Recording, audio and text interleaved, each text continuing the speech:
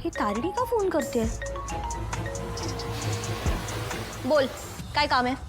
अगं असं काय बोलतीयस? मी सहज फोन केला तुला तुझी विचारपूस करायला, तुझी काळजी वाटली म्हणून. कम ऑन तारिणी, तुला कधीपासून माझी एवढी काळजी वाटायला लागली? तुझी काळजी मला नेहमीच वाटते निशी. अगं आणि आता कसं मी तिकडे राहत पण नाहीये ना, पण लग्नानंतर आपल्याला एकाच घरात राहायचंय, मग एकमेकींची विचारपूस नको करायला. ठीक आहे ना सगळं तिकडे? हां, युवराज भाऊजी काळजी घेत आहेत ना तुझी व्यवस्थित? नाही, अजिबात काळजी घेत नाही. काय आहे ना, नवऱ्याची काळजी घेण्याची मक्तेदारी फक्त तूच घेतलीयस ना. बाकी बायकांना तर नवऱ्याची काळजीच नसते.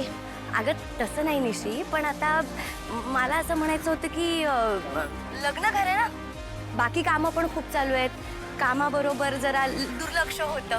म्हणून मी तुला विचारलं की जेवणाची वगैरे काळजी घेताय ना व्यवस्थित, डबा देतेस ना त्यांना ऑफिसमध्ये? ए हॅलो, मी तुझ्यासारखी रिकाम टेकडी नाही आहे रोज जाऊन त्याला डब्बा द्यायला. आपल्या घरी जेवण तयार असतं, फक्त डब्यात भरायचं आहे आणि डबा कोणाबरोबर तरी ऑफिसला पाठवायचा. नाही, रोज रोज कॅन्टीनचं खाणं बरं नाही वाटत ना. एक मिनिट, तू लेक्चर द्यायला फोन केलास का ग मला?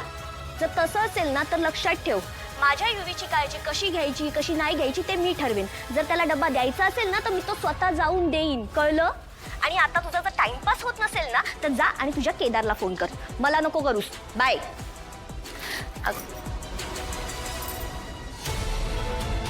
दादा, तुम्ही MNN मध्ये जाणार आहात का? म्हणजे तिकडे पार्सल द्यायला आलाय? हो.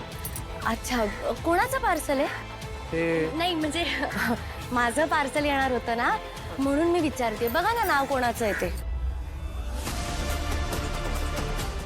शिंदे म्हणून कोणाचं तरी पाठव. अच्छा, काय? अहो तुटेल चार्जर आहे त्यात. हां हां, चार्जरच आहे. सॉरी हां. नाही, ते माझं पार्सल येणार होतं ना, मला वाटलं आलं की काय, म्हणून मी तुम्हाला विचारलं. नाही नाही चल.